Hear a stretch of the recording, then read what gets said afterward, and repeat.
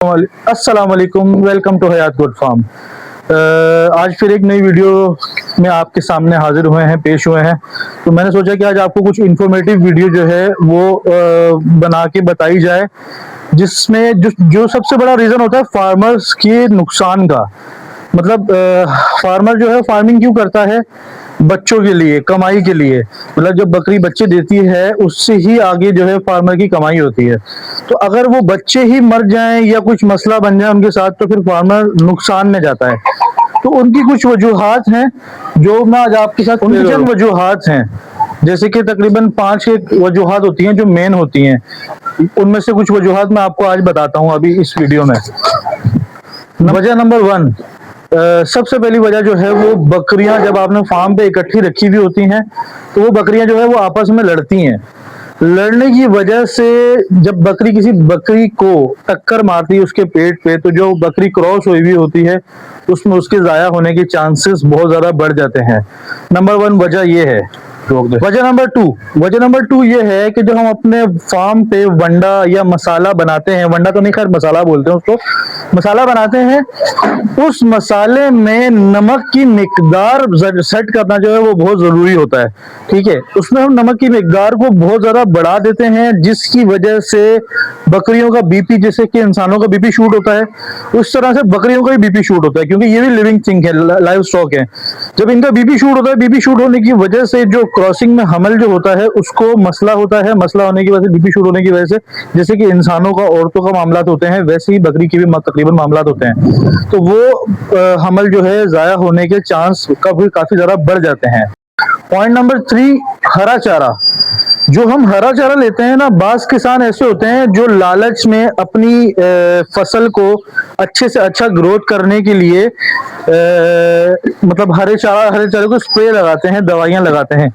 उन दवाइयों की वजह से जो है वो हरा चारा जो है हार्मफुल हो जाता है। जो बकरी का जो बच्चा जब अपनी पैदाइश के अमल में होता है उस टाइम वक्त बहुत नाजुक होता है, बहुत कमजोर होता है। तो वो जो स्प्रेज और दवाइयां जो होती हैं वो उस पर इफेक्ट कर जाती हैं। मैं ये नहीं कह रहा कि सारा हरा चारा खराब होता है या सारे किसान खराब होते हैं। कुछ किसान मजबूरियों के तहत भी या किसी वजह से, कोई तो वजह होगी जो वो स्प्रे करते हैं, क्योंकि स्प्रे से बाज़ औक़ात कहते हैं कि फसल भी खराब हो जाती है।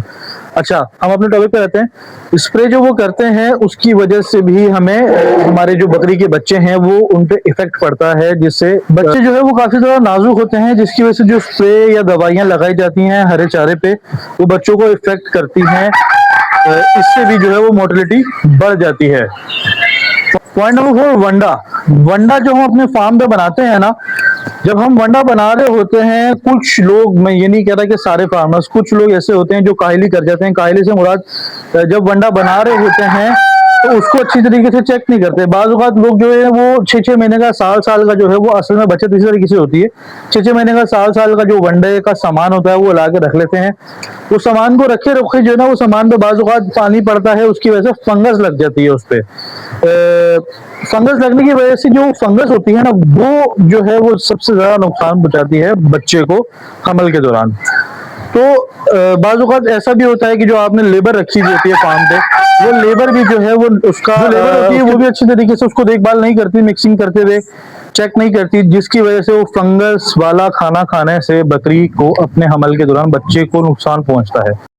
ये 4 पॉइंट से जिनकी वजह से ज्यादातर चांसेस होते हैं बकरी को जो है उसको बच्चे को हमल में नुकसान पहुंचने पे।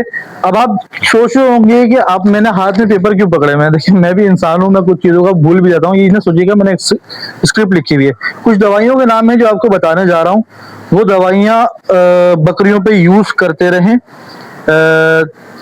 3 से 4 महीने जब गुजर जाएं, तीन एक महीने जब गुजर जाएं, तब मैं आपको इंजेक्शन बता रहा हूँ कुछ, वो उन पे जो है लगाइएगा लाजमी डॉक्टर के मशवरे के साथ। ऑक्सी एलए और ऑक्सी टेट्रासाइक्लिन फॉर्मूला जो है लॉन्ग एक्टिंग वाला, ये जो है ना आपने जो ना बकरियों को लगाना है डॉक्टर के मशवरे के साथ। पहला महीना छोड़ के और पहला और दूसरा महीना छोड़ के तीसरे चौथे महीने में, ज्यादातर बकरियों का साइकिल 5 महीने का होता है, 5 महीने में वो डिलीवर कर देती हैं।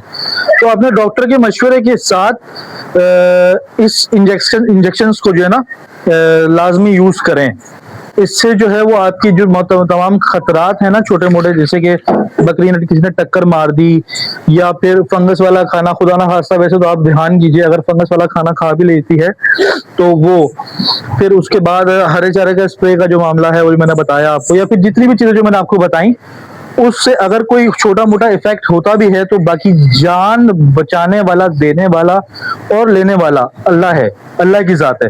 पर आप ये इंजेक्शन लाजमी अपने डॉक्टर के मशवरे से, मैं बार बार कह रहा हूं कि आप मेरे बोलने पे नहीं, एक दफा अपने डॉक्टर के मशवरे से पहले उनसे पूछ लीजिएगा, फिर ये इंजेक्शन लगवाइएगा। हर महीने में एक इंजेक्शन लगना चाहिए, जहां तक मेरी नॉलेज है। फिर भी आप अपने डॉक्टर से मशवरा कर लीजिएगा और ये इंजेक्शन लगवाइएगा, ये काफी इफेक्टिव होता है। एक और इंजेक्शन मैं आपको बताना चाह रहा हूं जो कि प्रोजेस्टेरोन इंजेक्शन है। अगर आपको कंफर्म है कि आपकी बकरी क्रॉस हो चुकी है तो लास्ट मंथ नहीं, उससे पहले वाले मंथ्स में ये इंजेक्शन भी लगवाएं।